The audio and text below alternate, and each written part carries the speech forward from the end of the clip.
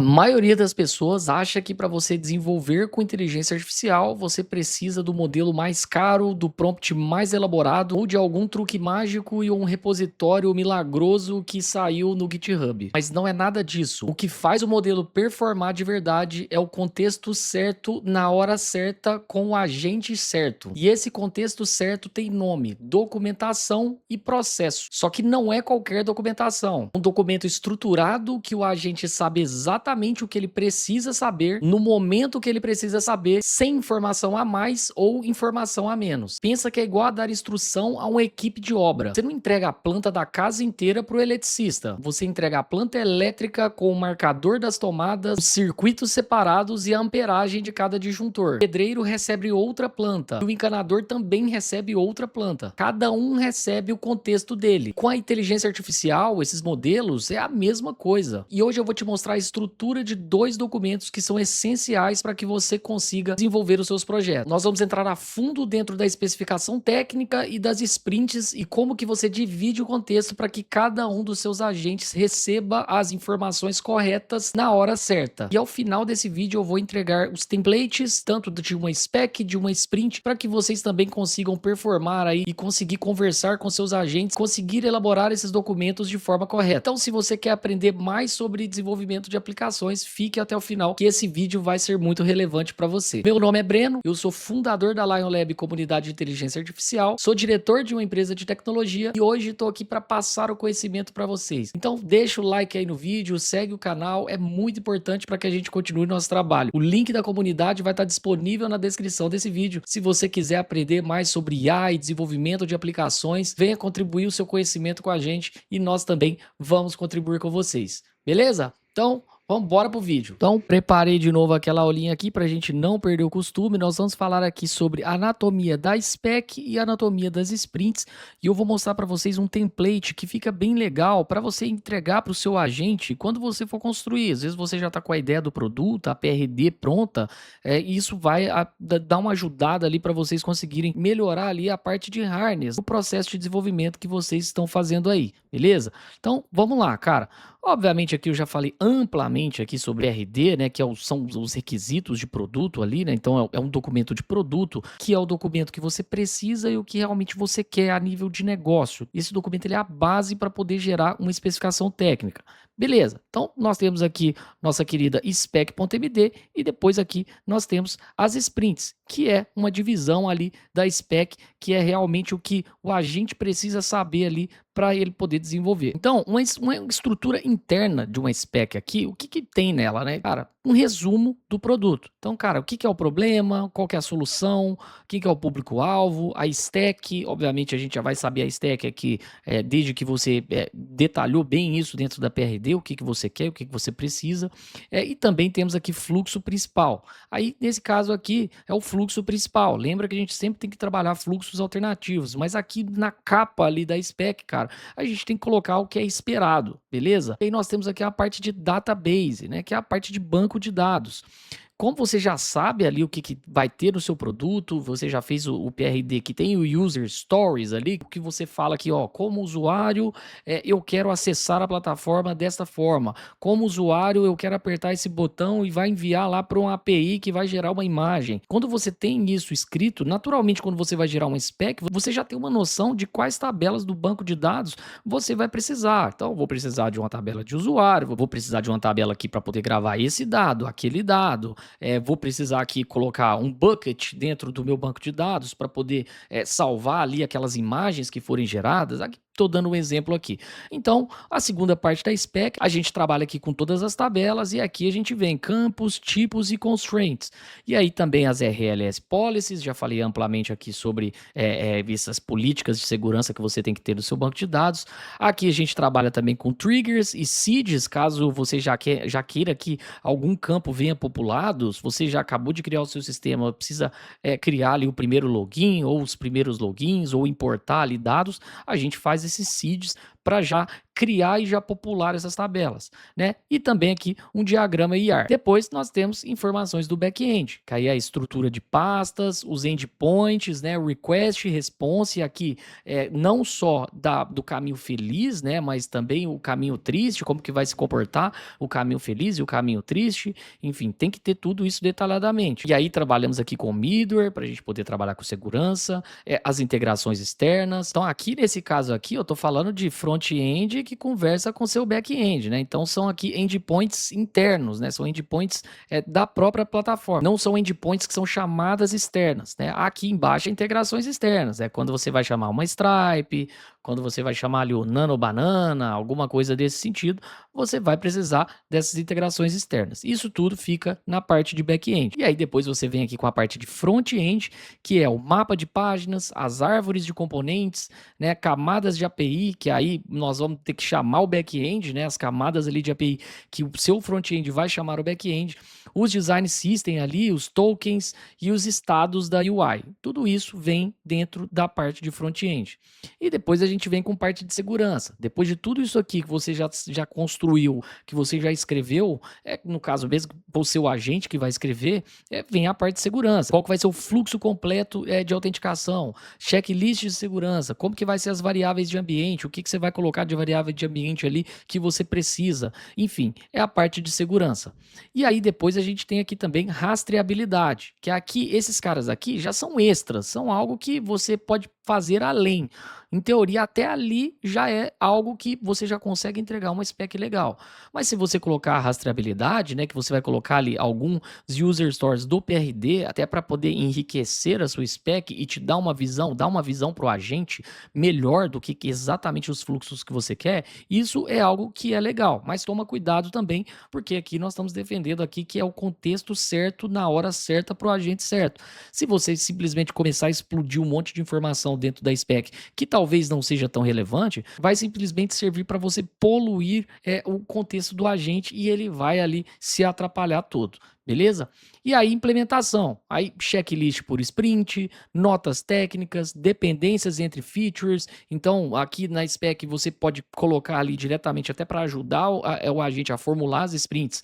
Essa feature aqui que tem uma API do Nano Banana, ela é uma feature que ela é dependente de uma outra feature aqui que você tem que desenvolver primeiro. Então, já sabe que não vai poder paralelizar aquele desenvolvimento. Você precisa entregar isso aqui primeiro para depois entregar a API do Nano Banana. Isso é extremamente importante porque muitas vezes você simplesmente cospe um documento ali, tanto para o cloud ou para o codex, cara, qualquer uma, todos esses caras são todos iguais, não tem melhor ou pior. Quando você cospe a documentação ali, muitas vezes ali a ansiedade do orquestrador, ele vai disparar vários subagents ali e só depois ele vai ver que, pô, deu conflito, não tem isso aqui não tá pronto. Aí o agente que precisava entregar a parte do Nano Banana já cria uma parte anterior ali e aí fica duplicado, enfim, vira aquela bagunça se você não se organizar, beleza? E aí aqui riscos e mitigações, riscos identificados, estratégia de mitigação e plano B. Esse último cara aqui, eu raramente coloco ele,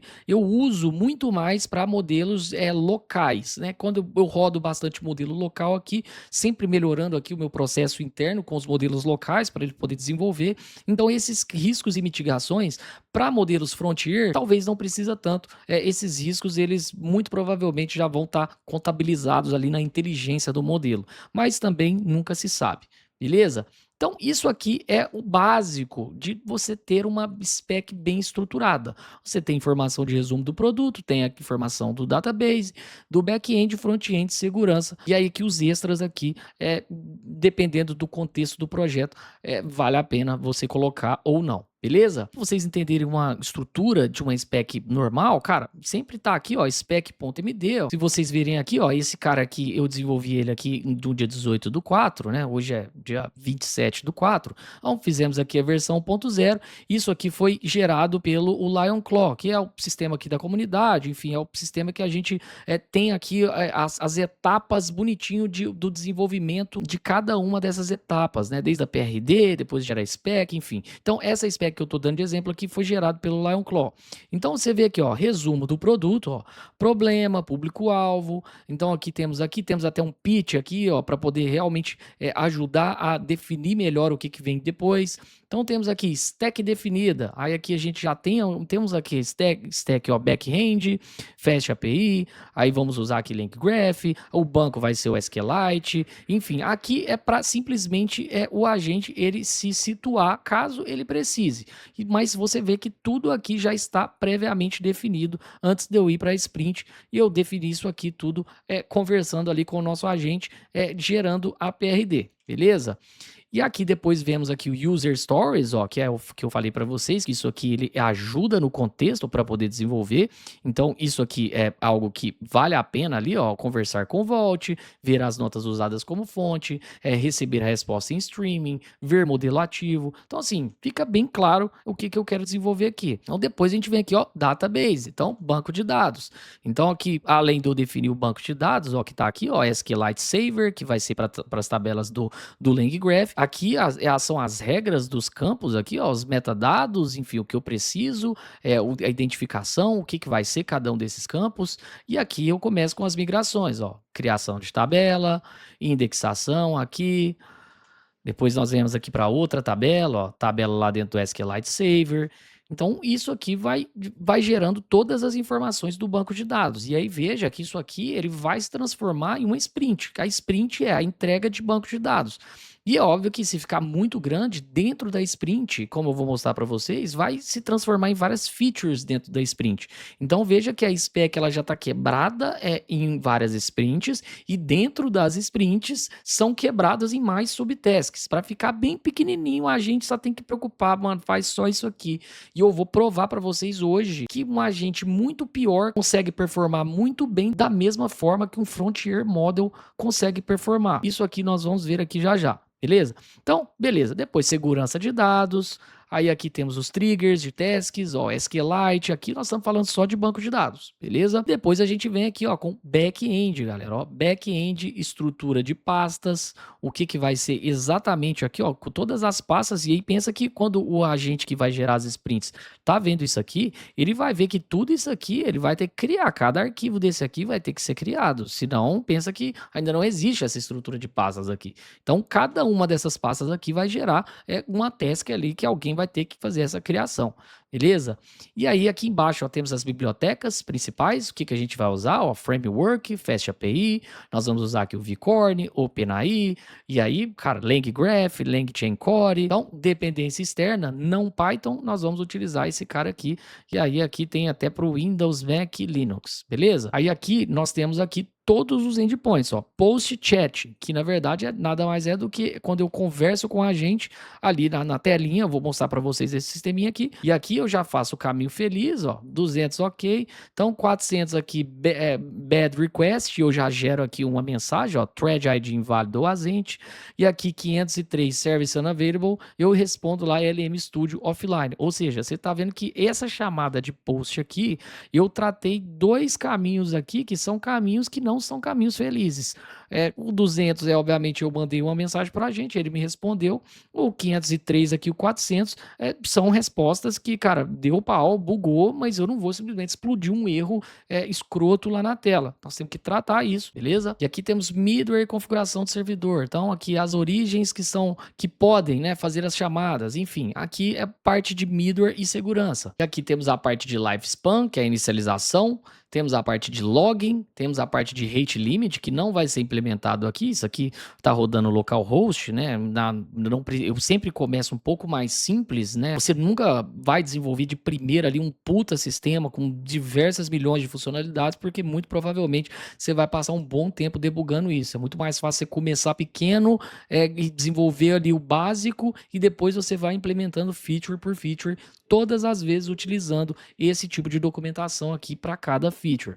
Aí aqui a parte do LangGraph, que é a parte de estratégia de busca no Vault. Aqui nós já estamos falando de funcionalidade, porque aqui basicamente é um agente. Eu vou deixar até o vídeo aqui que eu implementei isso aqui, eu já mostrei esse vídeo aqui. É um vídeo bem legal que eu usei o sistema do LionClaw inteiro para poder gerar esse projeto. Vai aparecer o vídeo em algum lugar aqui e vocês podem ver ali como que foi a construção disso aqui. Então, integrações externas. Então, aqui, apesar de eu estar chamando o LM Studio interno aqui na minha máquina, localhost, né? Então, é como se eu estivesse chamando uma integração externa fora da minha aplicação. Beleza? E aqui, front-end, começamos com front-end. E aí, todas as páginas da mesma forma. Ó, temos aqui index, temos aqui apps, regras de agrupamento. Então, temos aqui ó, as threads, o vault, aqui o que tem que aparecer, ó, total de notas, tamanho total, total de backlinks. Tudo isso aqui, se eu mostrar para vocês aqui, ó, é mais ou menos isso aqui, ó, total de notas, tá vendo que tá aqui? Aí aqui a parte aqui, tokens in, tokens out, tudo isso aqui eu estou falando exatamente ali na parte do front-end, que tem um chat aqui embaixo, bonitinho. Basicamente isso aqui é uma funcionalidade onde eu rodo um modelo local e ele procura no meu Vault ali do Obsidian, rodando tudo internamente aqui, enfim, ele consegue performar legal. Beleza? Só para ficar claro para vocês aí, quem não viu o vídeo, às vezes fica meio perdido. Beleza? Olha o tamanho da estrutura da parte de front-end, a forma como fica. Beleza? E aqui temos a parte aqui de componentes principais, a gente sempre tem que colocar aqui os componentes, as camadas de API, e depois disso aqui, cara, aí a gente vem para helpers, para os hooks, a parte de autenticação aqui do front-end, a parte de design system, que aí nesse caso, nessa aplicação, eu desenvolvi utilizando o Cloud Design, então vocês verem um vídeo lá, e aí aqui eu referenciei totalmente o documento do front-end, e aqui tem todas as informações que o agente vai precisar para desenvolver esse front-end baseado no que eu fiz lá no Cloud Design. Beleza? E aqui depois a gente vem aqui para security. Então, ó, não há autenticação na V1, então eu não construí isso porque eu não queria isso. Eu estava rodando totalmente local aqui. Essa aplicação não sai fora do meu computador, então eu não precisava disso. Beleza? E aqui nós temos aqui um checklist de segurança, que é o checklist que precisava ser implementado. Todo o resto aqui, ó, fica fora do escopo, mas em algum momento eu vou ter que implementar isso aqui. E aqui no final a parte de variáveis de ambiente, que é exatamente o que eu preciso das variáveis de ambiente para poder rodar essa aplicação. E aqui embaixo eu coloquei um apêndice aqui com os requisitos não funcionais. Então aqui, time to first token, que é o tempo que precisa aparecer ali o primeiro token. A latência do vault. Os requisitos não funcionais é tudo que roda ali por fora. É o que você não vê que está rodando no seu sistema. Basicamente é isso. É uma explicação melhor que eu posso dar para vocês dos requisitos não funcionais. Os funcionais é o que você vê e os requisitos não funcionais é o que fica ali por debaixo dos panos, é o que você não vê.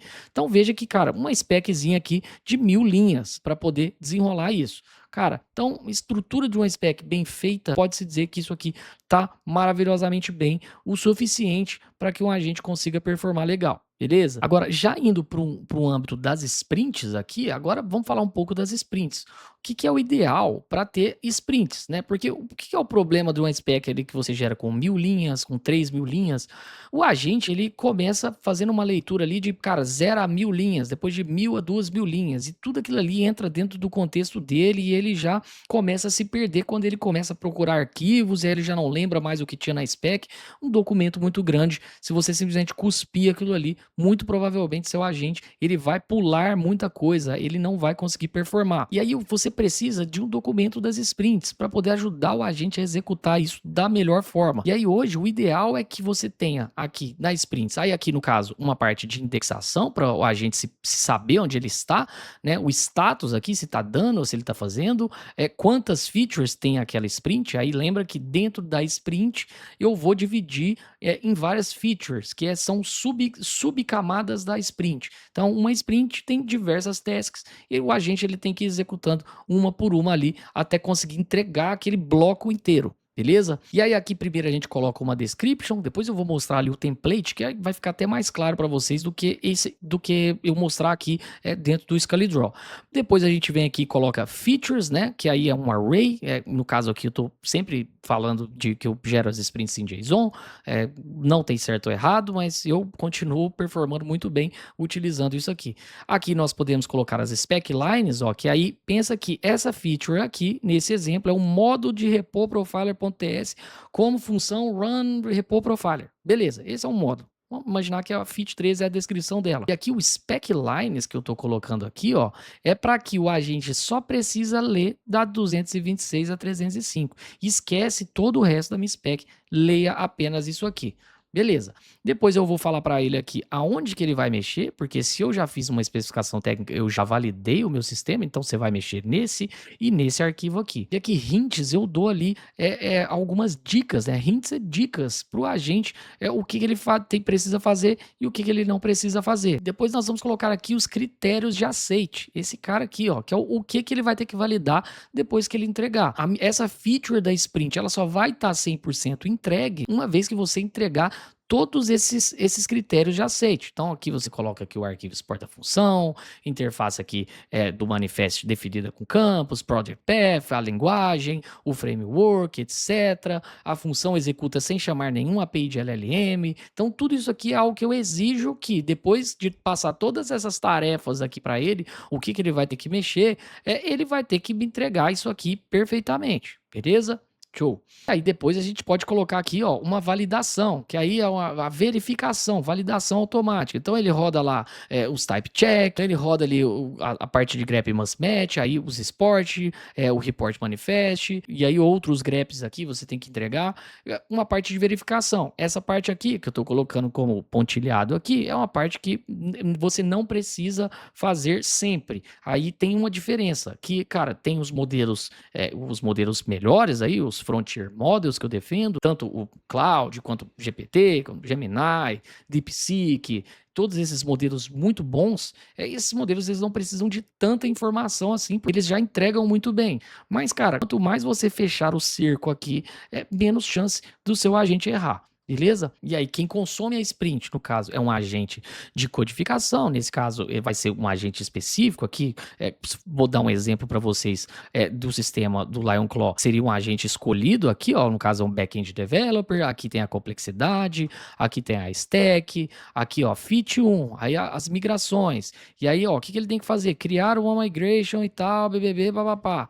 E aqui embaixo, ó, tem aqui os critérios de aceite, o que ele precisa entregar para poder efetivamente finalizar esta feature aqui, que é a 001. Depois ele vem, passa para a feature 002. Depois, feature 003. E aí, se for um agente aqui de front-end, aí a gente já está falando aqui de um agente Next.js Developer. Esse cara aqui, ele tem um prompt específico. Então, o nível de complexidade, quais são as stack, e vai indo aqui a mesma coisa. Então, eu vou fechando o cerco e o agente ele vai desenvolvendo feature por feature até ele conseguir entregar todas. Os sub-agents, você coloca eles aqui, cada um deles vai ter um prompt específico. Então você pega aqui, ó, desenvolvedor back-end, aqui ele tem um prompt, ele tem aqui skills, enfim, ele pode utilizar o que ele precisa, pode acessar algum MCP se ele quiser, skills, etc. Enfim, isso obviamente tem que fazer parte aí da sua stack, né? Você coloca aqui, faz toda essa documentação, mas você tem que também injetar para o agente certo, o contexto certo, na hora certa. Esse é o lema desse vídeo aqui hoje, beleza? E aí depois tem o agente ali, que é o avaliador, que é aquele cara bem xaropão mesmo, que você coloca ali um prompt bem crítico, cético, coloca para ele ali também uma temperatura bem baixa, para que ele realmente bata muito ali no coder. Então, isso aqui, esses dois caras aqui ficam brigando em loop. Se você entregar isso aqui, a maioria dos agentes, eles já vão te entregar uma estrutura muito boa, já vão te entregar legal, cara. Para outros agentes, são agentes piores, você precisa trabalhar um pouco mais, tanto na spec quanto na sprint, ser bem mais detalhado para que esses agentes consigam performar. E aí o exemplo para vocês aqui do template que eu vou passar para vocês, você consegue ver aqui, ó, a indexação, o index, aí o título, o status aqui tá pending, porque o agente ele tem que conseguir se basear por isso aqui, se ele precisa executar isso aqui ou não. Aí a descrição, ó, o parágrafo de 2 a 4 frases explicando o objetivo da sprint. Isso aqui, esse template é para que quando você tem uma spec, você vai mandar isso aqui para o seu agente e falar, ó, eu queria que você crie as sprints baseados nesse template aqui, a partir dessa spec aqui que eu tenho na minha mão. Aqui, temos aqui, ó, features. Aí, feature 001, status também, pending. Aqui, esse status aqui é o status da sprint completa. Esse aqui é o status só da feature. Aí, aqui ele coloca aqui de que horas que ele começou, que horas que ele acabou, para a gente poder ter uma noção de métricas ali, tanto quanto ele demorou. Título, descrição, parágrafo descrevendo exatamente aquela feature em prosa, inclui contexto do porquê e não só o que, e aqui a gente cita arquivos, funções e tipos específicos. Nós colocamos aqui a parte de spec lines, que eu já expliquei para vocês, que é importante. Colocamos aqui quais os arquivos e aí quais linhas desses arquivos. Então, isso também já é algo que você vai fechando o tempo ali para o modelo de uma forma que ele não tem nem tempo para poder alucinar. O cara já fala, mano, eu só posso ler essa spec line aqui e eu tenho que mexer exatamente na linha 1 e 200 ali. Então, não tem por que eu ficar lendo um monte de coisa aqui. Eu já sei exatamente o que eu preciso fazer. E aqui os critérios de aceite. Então, aqui, ó, cada item em uma frase declarativa testável objetivamente. Uso de verbos no presente do indicativo. O tipo X está exportado. A função Y aceita o parâmetro Z. Isso é um critério de aceite. E aqui os hints, né? Caminho, indicar arquivo mais função, mais linha aproximada de pattern existente a copiar. Então, o pattern, dizer explicitamente qual pattern do codebase seguir. Exemplo, igual ao bloco X em arquivo Y, linhas NM. Para o cara não ficar fazendo o seu código virar ali uma coxa de retalho, aquela bagunça ali, código macarronada, né? E aí depois nós viemos para a parte de verificação, aí os greps, e aí as dependências, ó, nome do pacote se for um pacote novo, né? Então aqui a gente coloca as dependências. E aqui depois nós temos aqui o smoke, né? Que é um comando que você roda para que realmente valide se aquela feature ali funciona, se o que o cara fez realmente funciona. Aí aqui, no caso, é se aplicável, porque tem algumas coisas que o agente fez, a feature é muito pequena, não tem como ele rodar aí. Mas as que precisam rodar, ele precisa rodar esses smoke tests para ele me provar que ele fez isso aqui acontecer. E aí vou mostrar para vocês agora uma sprint dessa preenchida para vocês entenderem o processo. Nós temos aqui o index, que é o que eu falei para vocês em JSON. Então aqui eu tenho todas as sprints, uma por uma, né? Então, cara, todas as sprints aqui, e dentro dessas sprints eu tenho várias features, ó, features count 6, features count 8, ou seja, aqui eu tenho várias subtasks dentro de cada sprint. Aqui é pra gente se organizar. Aqui você vê que meu agentezinho local já fez tudo, ó, tá tudo como done aqui, ó, done. Aqui, ó, tudo belezinha. E aqui eu vou abrir o meu clean aqui para mostrar para vocês, mas enfim. E aqui só para a gente não ficar amassando barro, veja que a estrutura que eu acabei de falar para vocês é igual essa, ó. A fit ele colocou como done, quando ele começou, quando ele terminou, o que ele teve que fazer, ó. E aqui eu dei bonitinho todos os arquivos para ele, o que ele precisa, ó, e um arquivo novo. Então aqui você só tem que criar esses arquivos novos aqui. E aqui, ó, os critérios de aceite, os hints, bonitinho. E aqui eu coloquei aqui todos os verifications que ele precisa fazer e ele vai ter que rodar cada um desses. E aqui no final, ó, o comando smoke é esse comando aqui que ele vai ter que rodar para poder ter certeza que ele entregou.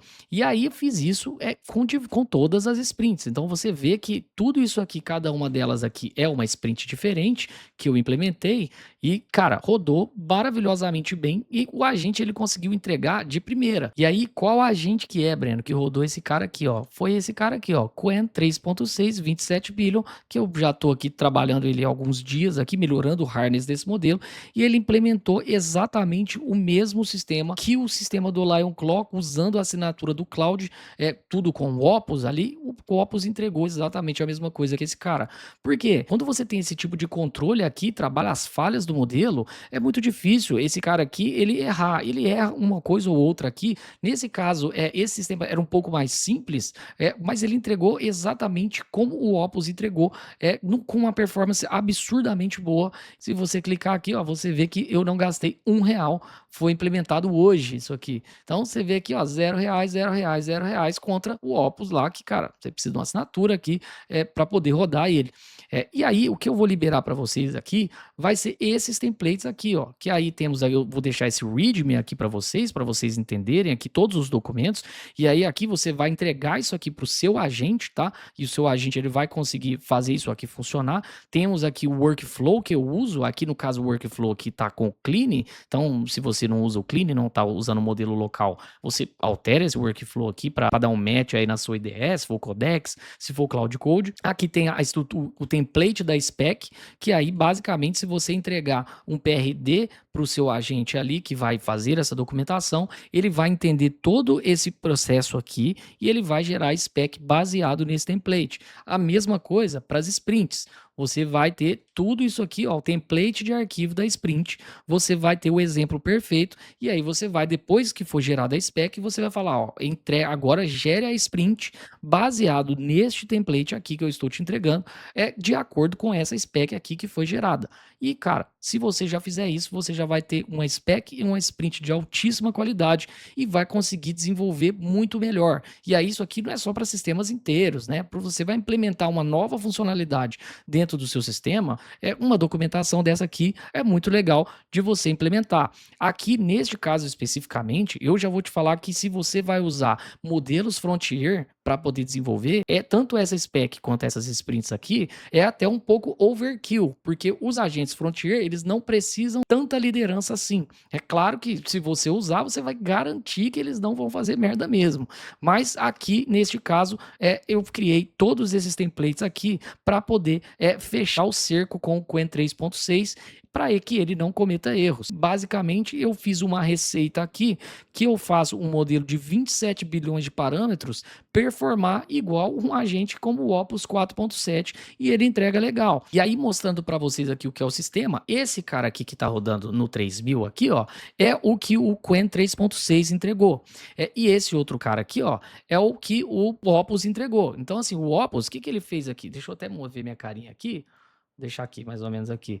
O Opus, o que ele fez? Ele entregou isso aqui um pouco mais bonito, estava mais fiel aqui ao front-end, ó, a parte funcional, essa parte aqui ficou mais legal também. Aqui já o Qwen, você vê que aqui ele deu uma cagadinha no front-end, mas cara, ok, arruma em um prompt, arruma isso aqui, mas ele também colocou aqui session, ele colocou todas as coisas que precisava do front, ele entregou legal, ó, tudo aqui beleza. Se você comparar aqui, eu tô rodando no 3001, tá? Os dois projetos estão rodando lado a lado aqui. A parte do Vault aqui, que ele consulta as minhas notas, tá aqui. E aqui a parte das conversas, então você vê que a diferença ficou muito pouca aqui do que um e outro entregou. E aqui a gente tá falando de um projeto que tem front-end, back-end, tem LangGraph, tem framework envolvido, então tem estrutura de grafo que a gente vai usar tools, então ele teve que desenvolver muita coisa em Python, não é algo tão simples assim de entregar, então entregou aqui todos os services, bonitinho, o que precisa, entregou o core aqui, entregou aqui a parte de agent, a parte de tools aqui, que são as tools que o meu agente local vai utilizar. E tirando aquela parte ali do front-end, o Qwen, ele me entregou isso aqui funcional de primeira. Tanto quanto o Opus também conseguiu me entregar. O Opus teve até alguns erros ali na chamada de API do LM Studio, ele colocou ali de uma forma incorreta, mas ele me entregou algo um pouco mais bonito aqui do front-end, mais fiel ao que exatamente eu tinha pedido, porque nesse caso aqui eu tinha gerado esse front-end aqui com o Cloud Design. Então, na parte de front-end, eu ainda tenho que melhorar. E aí, sabendo que eu rodei esses dois caras aqui lado a lado, agora o meu objetivo eu tenho um arquivo de findings, que a cada desenvolvimento que eu faço com o Qwen, que é esse cara aqui, ó, eu vou especificamente anotando tudo o que ele pode fazer de errado. Isso aqui não é desse projeto específico, é algo que eu vou carregando ali dentro do projeto para eu poder melhorar ali os próximos desenvolvimentos.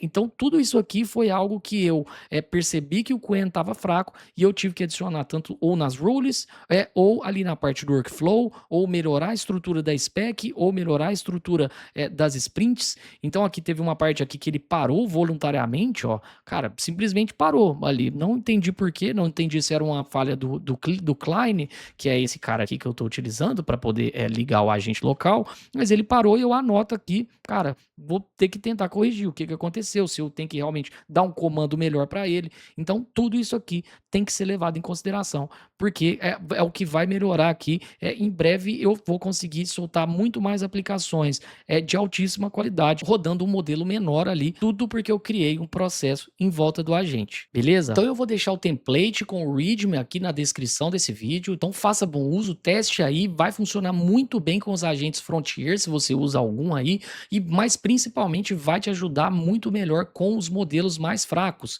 que são os modelos menores. Às vezes você usa ali um modelo um pouco mais fraco, você vai conseguir fazer performar. É claro que o Qwen 3.6, ele, cara, você precisa de um hardware bom para rodar, então aqui que eu rodo ele numa 5090, que não é um hardware barato, mas dependendo da complexidade do que você está implementando, você pode rodar modelos menores locais na sua máquina, utilizando um processo como esse aqui, depois botar ali um Frontier Model só para dar aquele tapa ali no projeto, caso você precise. Mas o objetivo principal desse vídeo aqui é para te mostrar que você não precisa se preocupar se o GPT 5.5 ou o Opus 4.7 ou o DeepSeek R4 um destruiu o outro, que a diferença desses modelos são muito pequenas e você consegue performar com modelos até menores. Então, se o Opus ele não está te entregando, muito provavelmente é um problema do seu processo, do seu harness e muito provavelmente da forma como você está injetando o contexto nesses agentes. Então, faça bom proveito